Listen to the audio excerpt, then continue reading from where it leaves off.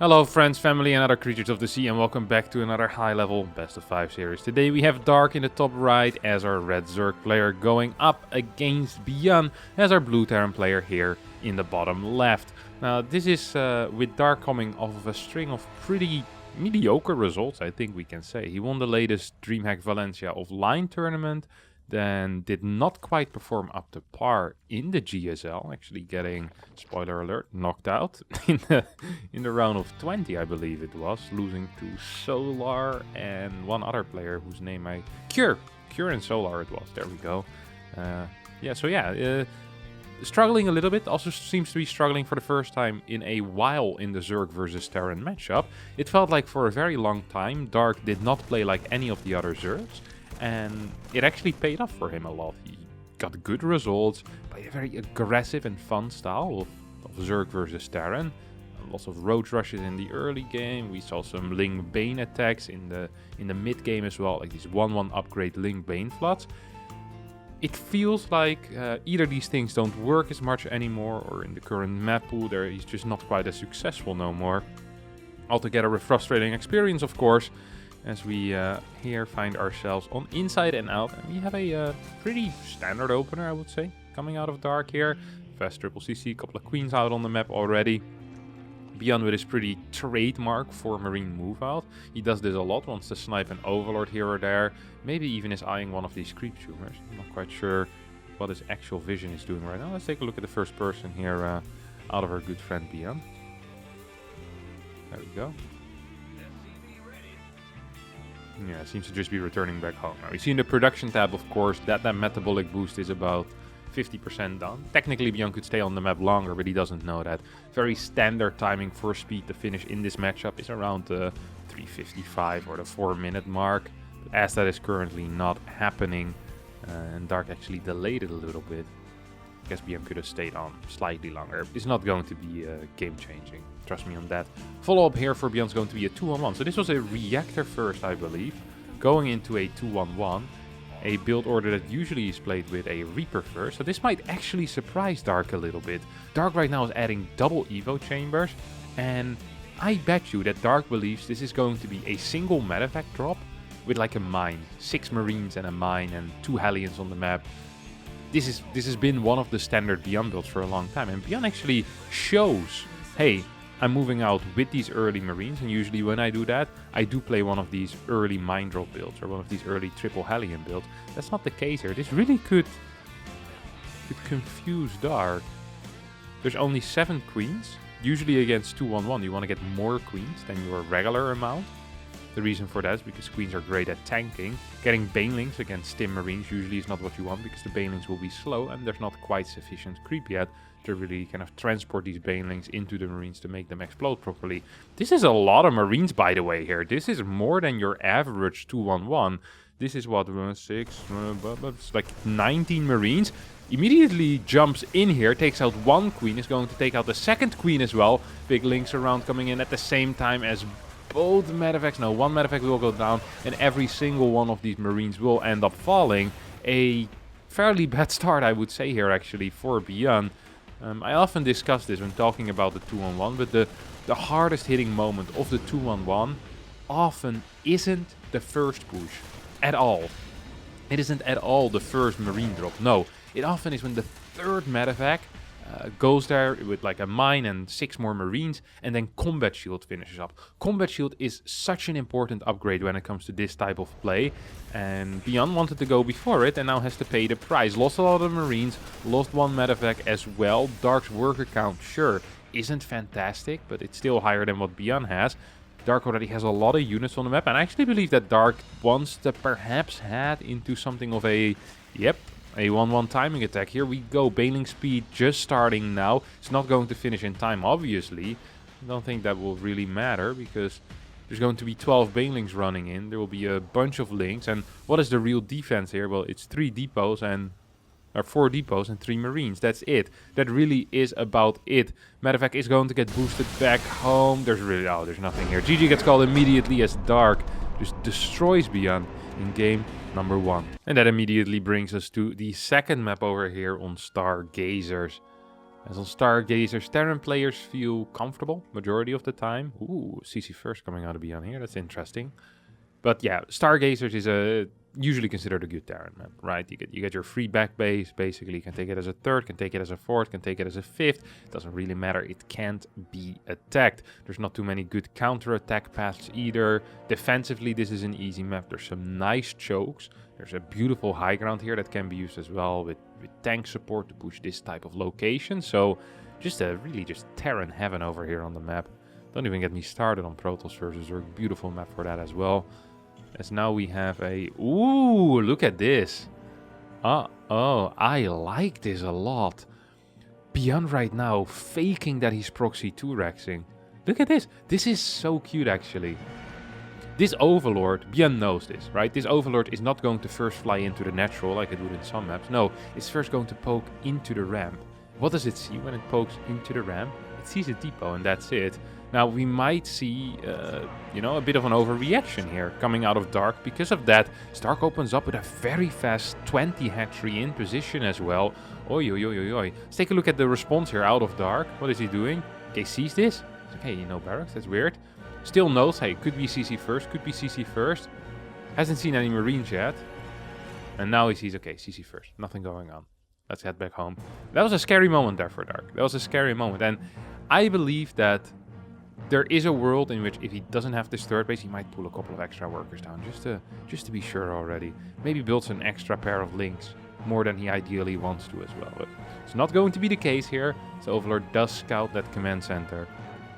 You have a tech lab as well as a reactor on the way. So it's going to be another 2-1-1 follow-up here. It is just practically the exact same build order. But last game was with a reactor first, if I recall correctly, right? Saw that quick reactor coming out. That 4 Marine move. Could still see like a little bit of a Marine move out. It would be kind of late, I guess. By the time these Marines hit the map speed, usually would already be done. Oh, this is gasless coming out of Dark. I hadn't even realized that yet. Look at that. No gas is being taken here. This increases the overall economy. The mineral eco is going to flourish. The problem is that you can't get things like speed. Defensive things will just be later. It's hard to get a quick layer out as well. There's a couple of disadvantages. Often you see people that open with gasless go into roaches. Although Stargazers is just a terrible, terrible map for roaches, because the first 3 bases for the Terran are practically free. Now, third command center is on the way. Factory gets built at the ramp. Now, this looks weird. You could say, well, this is just going to be in vision of Dark if Dark ever goes there. That's true, but ByuN realizes that he needs some type of wall near the ramp. If he doesn't get any type of wall near the ramp, he's simply just going to die. And that's not something that he would like, at least. I can only imagine he'd prefer staying alive. Ooh, does not pull either of these mules away. Kind of a rookie move with nothing happening in the early game. For the people that are not aware, when mules get sent to close by patches, they make 9 trips, and on their 10th trip they grab the minerals and then they die midway to the command center with the with safety inside. They falter and the resources disappear. So basically, if you never pull them away, then you're gonna lose 25 minerals every single time, which is obviously quite bad because your mule once every 64 seconds.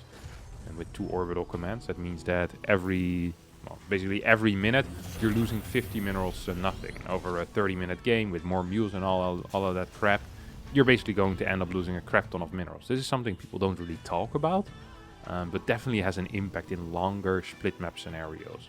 And maybe also in shorter games. But here, I'll show it once again. They'll grab this, and they'll die. Never return it. It's not like the minerals drop like they would in like co-op or something like that, where you can pick up packages of scraps or packages of minerals. It's not quite the case. So I believe this only happens when you throw them on close by patches. If you throw them on far away patches, they only make 8 trips. So rather than getting 225 minerals, you get 200 minerals. And I believe they never even finish mining the 9th journey. So those minerals don't disappear, but you get 25 minerals less each time you throw down a mule, which is why Terrans tend to prefer throwing them on the close by patches. You could argue that in late game it would be best to throw mules on far away patches as to not lose any minerals. But I don't think there's any Terrans that do that. Alright, we managed to bridge the gap between the early game and, well, the start of the mid game here, as we have our first real push out coming out of ByuN. ByuN has the combat already done here. That's an impressive little build order. Guess he's hitting at the 6-minute mark as well. It's not that early, really. 1-1 on the way for both players, 54 against 54. This is a scary position as well. If you have this base in the back, which I think ByuN is aware of, right? Yeah, ByuN is definitely aware of. Also got to be careful of any tanks being placed underneath there, right? You can't really access those tanks easily. And some nasty, nasty spots. Tank over here, tank over here. You could even wall those tanks in with E-base if you'd want to. Doesn't make a lot of sense, but it's a move that I approve of, that's for sure. Marines are going to stim in. We'll take out 2 drones here and then need to pick up immediately. I think an equal number of Marines went down to the number of drones. Dark is floating an extraordinary amount of money right now and built 19 drones at once. And really was struggling when it came to that eco. Very interesting. Has the double hatchery already in the main base. This is what we call a Dark classic. He loves getting those double hatches in the main. Now, it does of course mess with his economy a little bit, and I'm always surprised that a player with Dark's abilities does not just take that extra hatchery over on the 5th base. It would make more sense. Yes, you expose it a little bit, but 9 out of 10 times Dark has plenty of creep threat going forward. He has the ability to defend, and you already have that set up for that potential 5th base. You don't have to build that anymore. Getting 2 macro hatches is just rather wasteful. Getting 1 macro hatch would by some players already be considered wasteful, but it's something it's a more regular occurrence. The 2nd macro hatch though, this is a Dark special. Only Dark plays this. And what does this do for him? It allows him to pull all of his queens forward a lot. So we see right now in the main there's not a single queen. They just finished their inject. The natural there's nothing injecting. The 3rd is nothing injecting either. This is very common for Dark. It allows him to play more aggressively with those queens, to be more on the map with those queens, while still maintaining a solid link production as well. Now I have a 5th base going down here towards the bottom side. Stark didn't manage to get up to 171 supply, and ByuN is just basically bunkering up. He's not really building bunkers, but look at this. It's a secondary wall to protect the inner wall. Soon there will be like a 3rd wall made of E-base to protect the softer inner wall, to protect the absolute inner wall. And you have like I wish you could dig like trenches or like a little canal, you know, to protect your fortress. I feel like if any race would be capable of doing that, it would be Terran. Especially given how good terrain is in StarCraft 2. You want a hell of an ability to make a river. Something, or I guess can make a river. Reroute the river near your fortress. This is a good fight here for ByuN. And this is the exact position that I was talking about earlier as well. There's not enough on the low ground to keep the tanks alive. God, I wish he had 2 E-base there. I bet that would have been great. But this was a fruitful trade here for our good friend ByuN.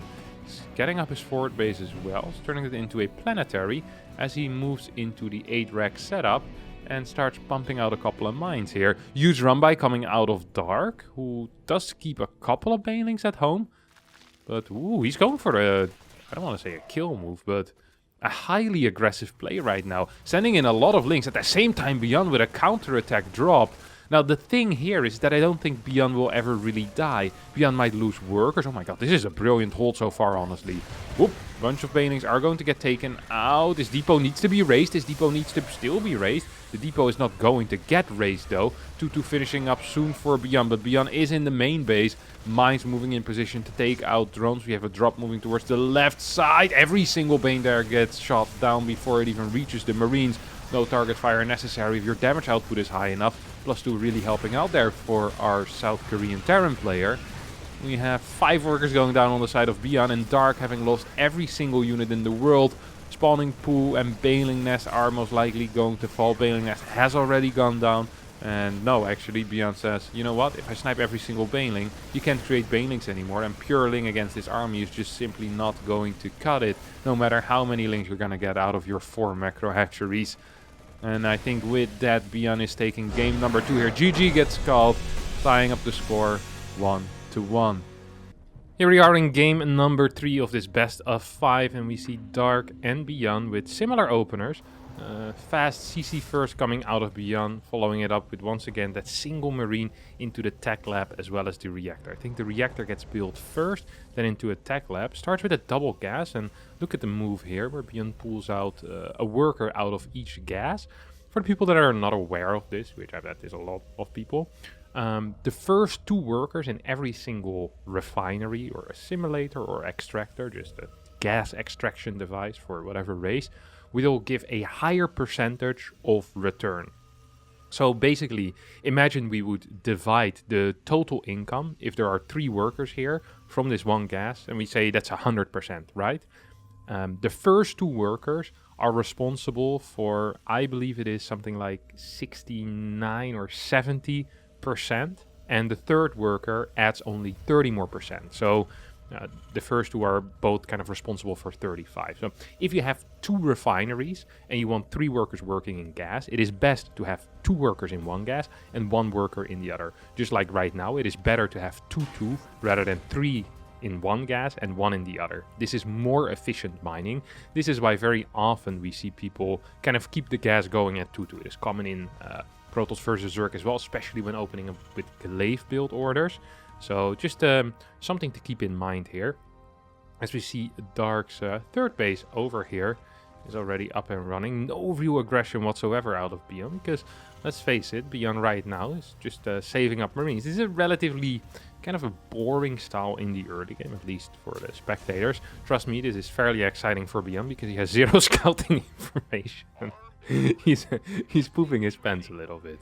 He's gonna be rather afraid of things coming, like things like roach islands. He needs to respond very quickly because he can't move on the map with any of this. He literally only has the response time of seeing it here and then needing to pull the correct moves. And depending on the all-in that's coming, sometimes that's going to be pulling the workers to the high ground.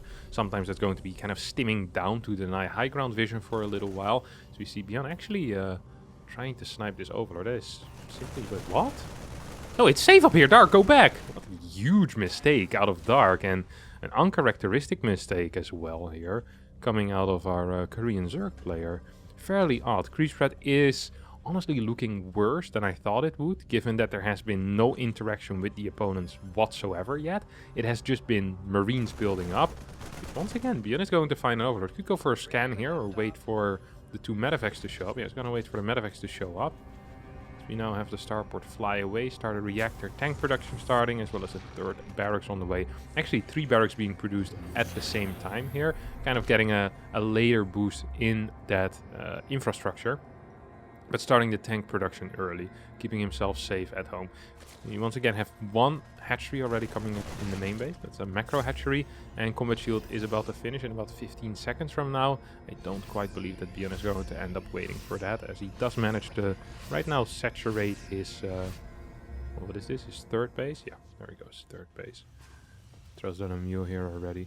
I'm just gonna keep an eye on this army moving on the map, but I don't think we're gonna see anything too revolutionary happen in the early stages of the game. I mean, Dark is fairly ready. You could even say that he is too ready for this push. He's investing too much into defending this. 53 links, 7 banelings, 8 more links. There's also a bunch of queens here already. Let's once again just focus on the fact that there's no injects really going down in some of these bases right now. So I need to quickly rush back home. See a 3rd hatchery in the main, so that is 2 macro hatches here. Good target fire out of ByuN. I think managed to take out 2 of the banelings there. Loses a couple of links, but look at that worker count here. This is a low worker count. This is a very low worker count. It feels like Dark actually wants to put on some aggression here. Once again with a 1-1 push. No baneling speed is here yet. Tank on the high ground is in position, and I don't quite think that Dark can commit. That means that now he needs to rapidly drone up, but you much rather have faster drones rather than later drones. The quicker your drones are out, the more they can mine for you quicker, which obviously is a good thing. More money is better than less money.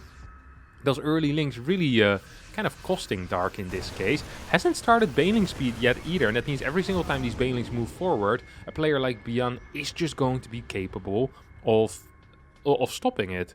Basically, yeah, it's just going to be capable of stopping the banelings from ever reaching the Marines, either by sniping or picking up. Like, even on creep, banelings without speed are never going to catch a Terran like Clam, like ByuN, Maybe a slightly slower Terran could get caught here, but that's definitely not going to be the case in this game, at least. I find it hard to imagine. 7 Overlords on the way here for Dark, who's slightly supply blocked. Hope he has a lot of larva available. Yes, he does. 30 links coming in at once. A couple extra banelings being produced, and a move that Dark loves to do is, rather than straight up engaging with the army, is sending out a massive amount of links across the map to try and go for a run by, and then coming back home with these links in like a flanking motion while banelings attack the main army. This is something that Dark is very well known for, and makes it very difficult to play against him, because at any point he can just pull the trigger and move across the map with his entire army, just leaving very little at home. Look at this. He has no banelings right now at home. Now this does kind of pose a bit of a risk here. If ByuN realizes this, he can definitely engage into this. There's just a couple of banelings morphing in. Uh-oh. Here comes the run by. ByuN is ready at home. Centrifugal Hooks is about to finish up as well. This is a bunch of Banes. It's about, 13 Banes here. Depots are going to be exploded upon as the Baneling speed finishes up in 3, 2, 1 now. Not that many Banelings left over, though. One tank on the high ground is having an absolute field day here. 9 kills, 15 kills, another shot, 18 kills. Bunch of workers is going to fall, but at the same time, once again, a repeat of that last game, it feels like almost, where Dark does not get the necessary damage to really justify the cost of that attack. Lost so many links there in that engagement. We see resources lost 6.5k against 3k. Sure, workers have been lost on the side of ByuN, but it's not like Dark is mining off 95 drones himself. Hell, Dark currently is only on 3 bases set up, and that actually is a bit of an issue. That actually not a bit of an issue, that's a massive issue here. Bottom base, well, does finish up right now and can start to mine. Infestation pit finally on the way. This, ooh. Oh, ByuN forgot to start 2-2. That's actually somewhat of a big deal here, because that means that all of these engagements are going to go way better for Dark than they ever should. 10 more workers are being taken out right now, and these Lings having a good time. Not a brilliant time, as half of their brothers do end up falling. No 5th base though here for Dark yet.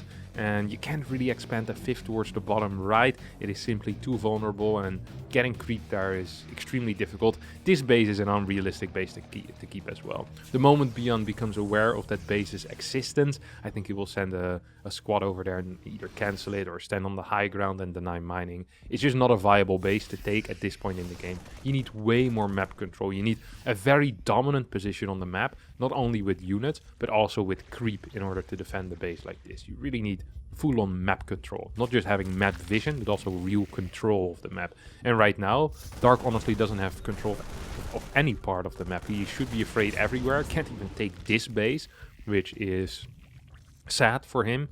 I wanted to use the word pathetic, but I mean, he can't help it either. I'm sure he's trying, but just can't make it work.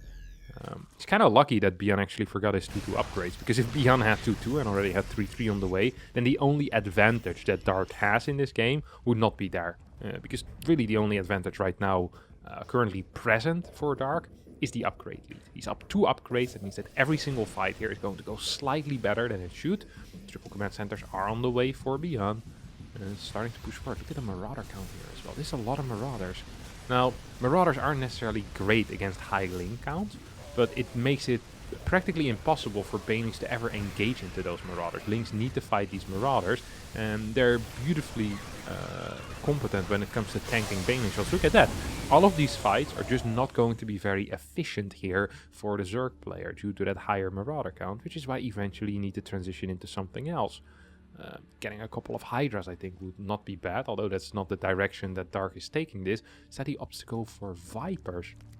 It will allow him to deal with medevac drops like this, and also when chasing ByuN's armies away. Will help, of course. Throwing a parasitic bomb here or there, abducting a medevac into something is just going to be fairly useful. Pneumatized Carapace here on the way. 2 more command centers about to finish up. I think those are part of the initial bonus 3 command centers. One of them takes a 5th base, and then the other 2 turn into orbital commands. Yeah.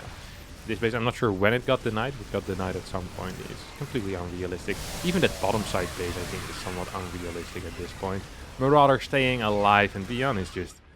I don't think he's ever left this position here. 17 kills, 14 kills on these tanks. The thing for ByuN right now is that he doesn't even really need to do anything. He just needs to wait. And once this base is set up, he can move a large portion of his army there. Start pushing into this area with tanks. Start pushing into the bottom right side area with tanks. If this eventually leads into a split map scenario, ByuN will have a massive lead when it comes to mining. As for Zerg, it is absolutely essential that you mine out bases that Terran wants to take eventually. Right now, Dark isn't even mining his own bases yet. He can't take his own 12 o'clock. He's not allowed to take this bad boy. Should never be capable of getting this rich Vespene geyser. And I also don't find it realistic that Dark ever gets this rich Vespene geyser. So if we eventually get to a split map scenario, that is still possible in this game, I think that Dark is going to struggle and he'll need to force something. He can't go and wait till the map is completely mined out. It is simply not possible.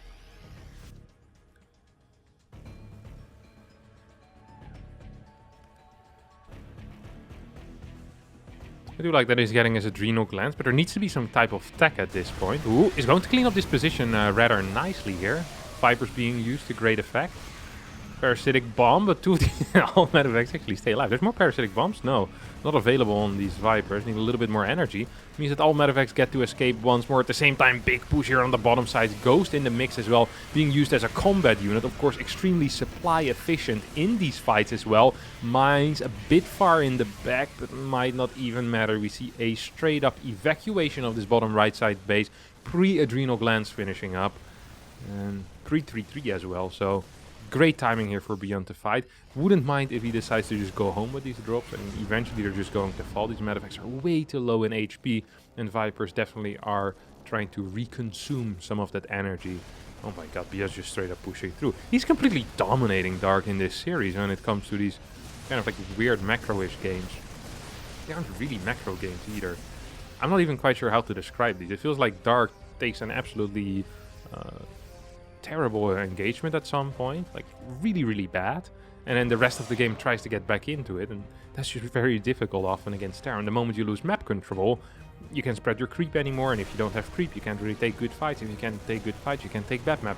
Can't take back map control. It's kind of like a catch-22. You need creep to take good fights. But in order to get creep, you need to take a couple of good fights. It's practically not possible here. This is a good run by, though, or at least has potential to be a good run by. Mines are going to be connecting with a couple of these links. Banelings moving forward as well right now, as these tanks will get taken out. Still have this bad boy on the high ground. He's been saving the main base the entire time. He's been having a blast here. 27 kills. An absolute general at this point, or whatever the highest rank is in the Terran army. 18 SCVs get taken out, but at the same time a large portion of these links will die as well. There already are a couple of extra command centers, but we're not in the 12 orbital commands. No, 6. 6 is still a lot, which means that reproduction of SCVs will be very quick. And on top of that, you also have the mules, of course, which count as SCVs. This is a fun thing that people don't quite realize sometimes, but in the later game stages, unless you're actively trying to break your opponent, killing SCVs often isn't that useful. And it's more about having efficient fights. I mean, if you lose 5k in resources and you kill, right, okay, let's say you lose 3k in resources and you kill 20 workers. Now, maybe that sounds worth it and it looks cool, you know, the crawls on top of the SCVs, 20 down, it's a lot, but really cost efficiency wise it's not that great. And because there's so many either command centers or hatcheries or nexi, it's going to be very, very simple to reproduce those probes as well. So even time, which usually plays a pretty big factor in reproduction of the workers, isn't going to matter that much. So unless you're really breaking your opponent's eco in a big way, these fights actually aren't that great. This is a difficult fight for Dark to take a look at the mine hits. Oh my god, that was a huge mine hit. What was that? 15 kills on that one bad boy. Ghost perhaps in a little bit of trouble though. Need to start splitting away. Cloaks up as well. A couple of snipes perhaps on these overseers. Yep, there we go. No more detection available right now for Dark. Dark in a world of trouble and still stuck on Lingbane Viper as well. 17 minutes into the game. He's just fighting a losing battle here with his primitive weapons. Does not manage to transition into anything else. Couple of Hydras is a very popular choice, but at this stage of the game, usually a Zerg would already be thinking of Broodlords perhaps even, and Broodlords are so far away that discussing it almost sounds silly. I don't think it's viable at all at this point for Dark to even throw down a Spire. He'll first need to get all the upgrades on Broodlords as well. Like, you're gonna need at least 2 attack upgrades on them. You probably want some Carapace upgrades as well, although most of the time they do end up dying against Snipe anyway, so it's not the most important thing. But yeah, with just a pure Lingbane army against this many mines, against this many ghosts, you're never going to have a good fight. It is absolutely impossible. Planetary might get taken down here, and that is unfortunate, but at the same time, base will die on the left side as well. There's no defenses here for Dark. Dark is sending his entire army towards his right side. The funny thing here is that I'm not even sure if this entire army is going to be good enough to clear this little, what was it, the ghost run by. A couple of good parasitic bombs here will take care of them. Metavex, one more snipe takes out a Viper, but this army I don't think can be quite dealt with. 700 more minerals and 1300 gas in the bank, but gas doesn't produce links. And I don't even think there's enough larvae right now. 7 larvae still available, not being used. No queens in the main. This is what I discussed in that last game as well. Completely queenless. No injects. GG gets called as ByuN wins game number 3 here on DataC, putting himself on match point. Game number 4 here, and we immediately see ByuN switching it up a little bit. I do like it. They're just throwing out the occasional 2 racks. Now, oh my god. An actual pool first opener. This is really quite sick. So a little bit of background theory here is that I believe that command center first is kind of advantageous against most pool first build orders. So a lot of Terrans, they switch between the CC first and then a proxy 2 racks or proxy 3 racks, because with a proxy 2 or proxy 3 racks, you ideally don't play against a pool first, because the links are out fast, the queen is out quickly as well. It is difficult to get in a good position against such an opener. However, if you play CC first and your opponent plays pool first, you're completely fine. Your command center finishes up before the links even arrive. Your opponent invested in units that are practically useless at that point, so if you alternate these openers, it's difficult for Zerg to decide what to do. And often we see Zergs indeed just open up with these classic pool first or just pure hatch every single game. Dark is playing it different though. Opens up with 6 links here and goes gasless into a 3rd base immediately. Now sees the 2 SCVs as well as the Marine here. I wonder if he's still just going to straight up move across the map or if he has a different plan. That is actually interesting. For getting the Overlord. Not gonna get an Overlord. Uh-oh. Oh no. Yeah, it's now gonna get the Overlord, but that's definitely a huge delay. Look at that. 2 larvae already here. That means he built that Overlord with either 2 larvae or 3 larvae even available. Now, Marine is going to get taken out. We could perhaps see a Spine on the high ground. It's not what we're seeing yet. This could still get difficult here for Dark, actually. I did not expect that whatsoever. Another solution to this problem could be for Dark to just completely give up this base and start mining from the 3rd immediately. I mean, he is gasless. He's gonna get 2 more queens. I'm not sure if both queens are actually gonna pop out. This bunker is in range of the hatchery. This hatchery is toast, I think, friends. This is absolutely toast. And slightly burnt toast as well. Like toast that is overdue to have been eaten. Taken out of the toaster a while ago. Oh no, you can't butter this bad boy anymore, my friend. It's over. Well, is it? Second bunker is going to be a proper supplement here to this push as well. Does not quite manage to shoot that hatchery, not in range. I think ByuN was aware of that, but does kind of reinforce the position, of course. Right side bunker most important. Dark should be focusing majority of his attention to that. The moment that bunker falls, this push semi-ends. Okay, then we go into the left side bunker. Seems like Dark is just going to be fine. Got a little bit scared there for a second, but with a gasless opener manages to... is this a favorable position, actually? I was gonna say a favorable position, but I'm not so sure if this is. 21 workers against 16. Still no gas. It is 3 base against 1, though. Look at this. Even the natural CC is kind of late. And this front is so darn easy to defend. Barracks makes its way across the map to go for a scout. Never sure what to think of that. I guess ByuN really wants to know whether there's a 3rd base back there or not. He already at some point wanted to send an SCV, and I saw it, but he got blocked by Dark. I was like, okay, I guess I'll just go back. Maybe another day. What is Dark doing here? He's hugging the simulator. This guy's getting high. Sniffing in the Vespine geyser fumes. Guys, you gotta hear this. This is delicious. I bet this guy is gonna die pretty soon. It's like some disease or something. No way that sniffing Vespine gas is a healthy way to live as a drone. To be fair, drones don't seem like the brightest, do they? Do they have little claws? Look at them work. They just cut the minerals. SCVs use drills on their hands, right? And probes, they just do it with the power of the brain, it feels like. Yeah. Like they have a grabbing claw, and then so they drill, and then they grab it kind of with a hook that moves automatically. I never realized this, but whenever you put the minerals in, it kind of explodes. It's like looks pretty cool. Once you see it, you can't unsee it anymore. I've been seeing it for a couple of years already. Oh, interesting run by. Ooh, I don't like this actually. Oh my god, there's so many things. What is this crap? He's just building links without speed. He just built 24 links without speed. Dark just likes building links. I think that's the conclusion we can draw from here. 41 workers against 29. 30C is up. This is rough. I am not so sure what's who's favored in this situation. I'll just be honest. I am just not so sure who's favored. There's still no tech for Dark. He's now getting his +1. He's getting his melee upgrades. Gets a third gas. You know, I wouldn't even mind going into Muras or something from here. Is that viable? I think so. Hello, transfuse. There we go. Let's get it transfused. The reason why I didn't like the earlier Hellion run by is because it loses all your map control basically. Nah, not again. It's not possible. Loses one Hellion for free, wanting to run by, get some damage done. But it's so easy to defend this main entrance. It's such a small area that trying to run by into 6 queens is definitely not going to be worth it. Bailing Nest is on the way right now for Dark. We have Cloak. What is this? Halfway done?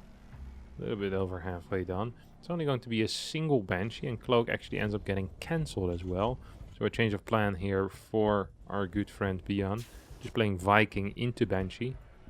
Fairly old build order that we haven't seen too much of. Dark is so keen on building a lot of links early on, but it's not necessary at all yet. He's just building 6 more links for no real reason, it feels like. He's getting a fort base as well. Tiny supply block on top of that. And despite not too much happening, all of a sudden ByuN is relatively close in the worker count. I don't think that is supposed to happen here. Surely at this point you can just take this base as a 5th, no? Why the macro hatchery in the main base? I don't understand. There's no pressure coming out of your opponent whatsoever for the next, what? Minute and a half still? Look! More links being produced. Dark just playing it so aggressive. No inject in the main base currently. There is an inject going down here. As this Banshee's going to get blasted by a Spore. Queen's inject, once again, just move forward. It's a very odd way of playing ZVT. Still believe that Dark is in an okay position. How is it possible? Look at this. 58 workers at this point. He should be fully saturating this base. He should be thinking of saturating his 5th base already.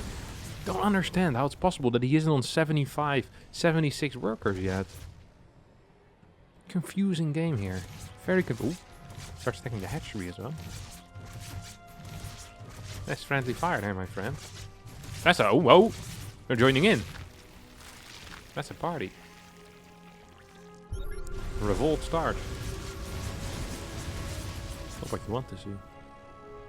Third Evo chamber of 72 workers? I mean, this is just pure madness. These builds are... The order of things are so confusing for Dark. It feels like he's constantly in the dark. And I guess he doesn't even know that there's a 3rd base yet, technically. I mean, he does know. He knows this is a 4th as well. He knows, but he pretends like he doesn't. I mean, he's getting triple Evo. It's not like he's preparing for a 2-base all-in. It's just the order of operations here is incorrect. He would have failed his math exam.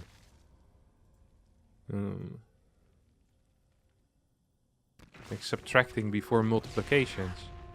It's not correct here, my friend. It's the same here. He's building so many links before droning up. I feel like he's still at too low of a worker count. His 5th base is still so darn late as well. Don't have the extra macro hatch yet over here. Here comes an attack. The links are going to connect hugely with this army as Dark cleans this up. Oh my god. That is a beautiful cleanup there. That actually is a beautiful cleanup. We'll get a couple of extra creep tumors in as well. Drone moves over towards the 5th base location. Hive on the way. We have... do we have the 3 upgrades? Yeah, 3 upgrades going down. 4th base flies over here for ByuN. I'm having a difficult time honestly seeing how ByuN's going to win this game still. The early game was pretty poor, but that last fight also was pretty poor. Very late Hellbat attack. At like 850 or so. Did not quite end up winning. These games have been more passive than I expected them to be.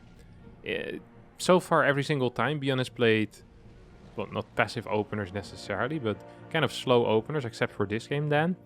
And Dark seems to be in a good spot in the mid game, and then throws away his lead with a massive attack, and then for the rest of the game kind of tries to come back into it. This is the first game where Dark hasn't really thrown it away yet. I guess he also won the first game, so there he definitely didn't throw it away. It is a very, very odd situation that we find ourselves in. Dark hasn't really lost the game yet due to a good attack out of ByuN, it feels like, no?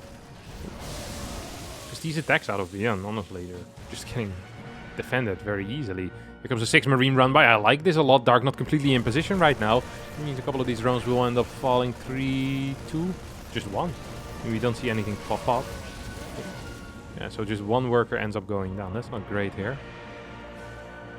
1, 1, 1. Pneumatized carapace on the way. No extra upgrades yet. Wait, is this actually...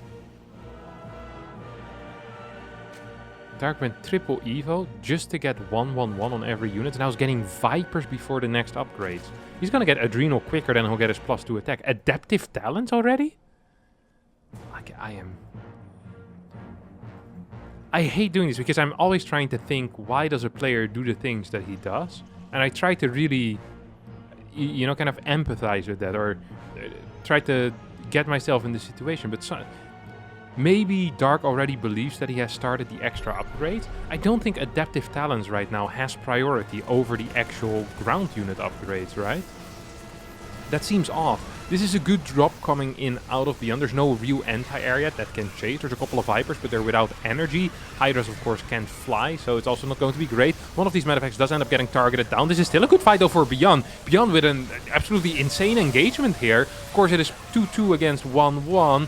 Mines connecting as well. And this is the first good engagement that ByuN has had in a while. Continues pushing forward as well. More mines rolling in. Banelink count is currently at 2 only. Vipers moving forward. Blinding Clouds or Parasitics. We see 1 Parasitic and 1 Blinding Cloud, so perhaps both. But the upgrades here for ByuN are just extremely strong, and despite what feels like being behind the entire game, is there a possibility to kill here? It feels like it, no? Constant reinforcements just being rallied across the map here. Transfuse going down on the Hydras, but without upgrades, there's no point almost, it feels like. +3 armor gets researched before +3 attack. That is an error. ByuN has admitted that before, that he accidentally clicks the armor before the +3 attack quite a bit. There's a single mine in the main base. Is going to reburrow right now. Dark seems to be aware of it. Doesn't quite catch it. Now we'll lose a queen. No, we'll not lose a queen. Gets close to losing a queen at least. Spore here in the main base definitely could help out, but at the same time, once again, ByuN moving forward. Lots of Marauders in front to tank. A couple of Lurkers showing up, but Seismic Spines isn't quite there yet. Adaptive Talents will allow them to burrow very rapidly. And it means that this Bio army could be in trouble, or perhaps it means that Dark is in trouble. Without the Seismic Spines, perhaps not good enough and not enough supply. GG gets called as ByuN wins game number 4, and with game number 4, immediately wins the series as well. In a rather overall passive affair, except for that last game, I guess. It's been a weird couple of Terran versus Zergs, with ByuN as the eventual winner with a 3-1 score. That's going to be it for me today. Thanks so much for watching. Hope you did enjoy it. If you did, don't forget to hit the like button, subscribe to the channel, and I'll see all of you next time for a new video. Thank you, and bye.